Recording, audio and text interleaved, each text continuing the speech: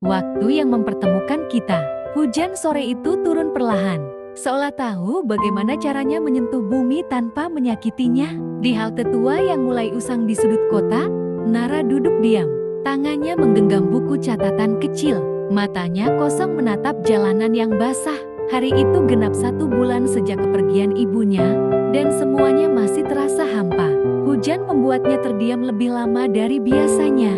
Ia tak membawa payung, dan ia terlalu lelah untuk memesan ojek online. Ia hanya ingin diam di tempat itu, sendiri, sampai seseorang datang dengan langkah tergesa dan napas sedikit tersengal. Pria itu meneduhkan diri di halte yang sama. "Numpang berteduh ya?" katanya singkat. Nara mengangguk. Mereka duduk bersisian, diam. Beberapa menit berlalu sebelum pria itu Arga berkata, "Biasanya hujan itu bikin tenang, tapi entah kenapa, sekarang malah bikin aku gelisah." Nara menoleh pelan, tidak menjawab, tapi Arga melirik dan tertawa kecil. "Maaf, aku ini orang asing yang tiba-tiba curhat. Kamu pasti risih, ya?" "Nggak juga," jawab Nara akhirnya. "Aku juga gelisah." Dan itulah awalnya percakapan sederhana di bawah hujan.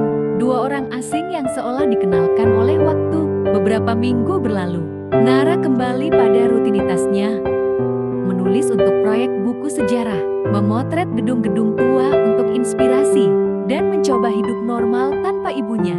Hingga satu siang di perpustakaan kota, Nara melihat sosok yang familiar, Arga, duduk di lantai 2, dikelilingi peta dan buku arsitektur. "Numpang berteduh?" Bagian 2, sapa Nara sambil tersenyum. Arga mendongak, terkejut. Hah? Kamu?" Dari pertemuan itulah, hubungan mereka mulai tumbuh. Mereka mulai sering berbagi cerita tentang bangunan tua yang penuh sejarah, tentang tempat-tempat tersembunyi di kota yang punya cerita, bahkan tentang kenangan masa kecil yang lucu dan menyakitkan.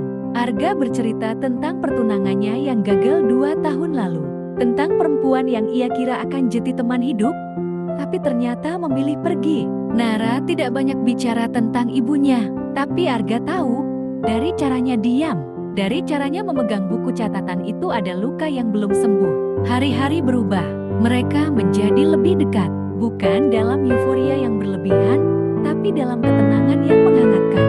Seperti secangkir teh di sore hari, seperti hujan yang turun perlahan. Nara mulai terbiasa menunggu pesan Arga setiap pagi.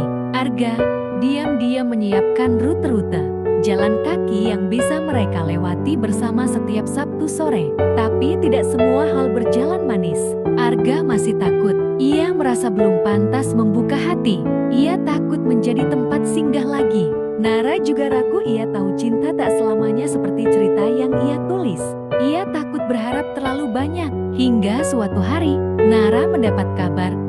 Ia diterima dalam program beasiswa menulis di Belanda selama 2 tahun. Impiannya sejak lama. Ia senang, tapi ia juga bingung. Karena Arga telah menjadi bagian dari harinya lebih dari yang ia sadari. Arga tahu kabar itu dari Nara langsung. Mereka duduk di halte yang sama seperti saat pertama kali bertemu. "Kamu harus ambil itu," kata Arga. "Aku nggak yakin," ucap Nara pelan. "Aku takut kehilangan yang sekarang." Arga menatap hujan. "Lama, Nara. Aku juga takut. Tapi kalau kamu memang harus pergi, pergilah. Waktu yang mempertemukan kita dulu. Aku percaya, kalau memang kita ditakdirkan, waktu juga akan mempertemukan kita lagi." Nara menunduk, ingin menangis, tapi hujan sudah melakukannya duluan untuknya. Setahun kemudian, Bandara Soekarno-Hatta, jam 16:20. Nara kembali dengan ransel penuh buku dan kepala penuh cerita.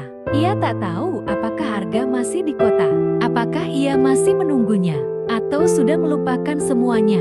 Satu hal yang ia tahu, hari ini hujan turun, sama seperti waktu itu, dan karena hatinya belum bisa tenang, ia naik ojek menuju halte tua itu.